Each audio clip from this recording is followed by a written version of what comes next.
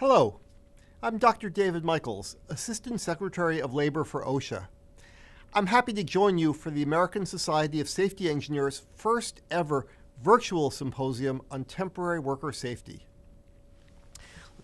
The protection of temporary workers is one of the issues we're currently very concerned about, and I appreciate the work that you're doing to address this issue. We've known for decades that new workers are at the greatest risk of injury, and we know some of the reasons why. First, we've known for 100 years that new workers are at much greater risk of injury, and a temporary worker may be a new worker 3, 4, perhaps 10 times a year. I think that many employers, thinking the temp may only be around for a few days, or a few weeks, or even a few months, are less willing to devote the resources to fully train that worker.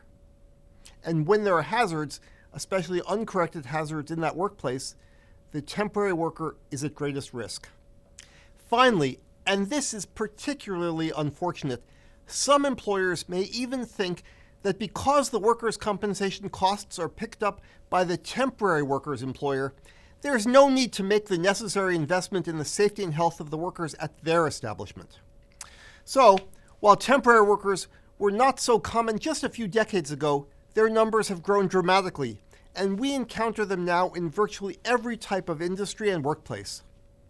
According to the American Staffing Association, there are about 3 million temporary workers in our nation's workforce today. And as our economy picks up steam, these numbers are rising again, and more employers are filling jobs with temporary workers. As all of you are well aware, under the OSHA law, all workers in our nation have the right to safe working conditions. And as part of that, when certain hazards are present, employers have the duty to provide necessary safety and health training to all workers exposed to that hazard.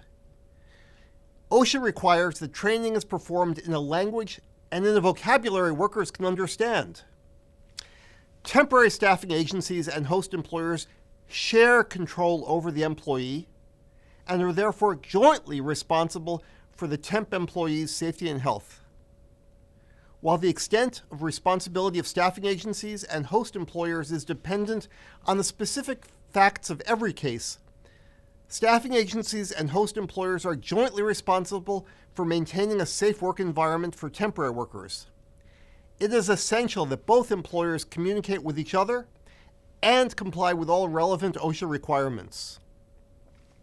Look, in recent years, OSHA has received far too many reports of temporary workers killed on the job, some even in their first few days at work. In response to the increasing reports of fatal injuries, OSHA has embarked on a national initiative to ensure that employers protect temporary workers. I've instructed our inspectors to determine, within the scope of their inspection activities, if temporary workers on the site have received all the necessary protections. And this includes training and everything else that's required for them to do the job safely. If they have not received these protections, we will hold their employers accountable. We expect host employers to treat temporary workers as they would treat their own workers and provide them with the same protections against workplace hazards.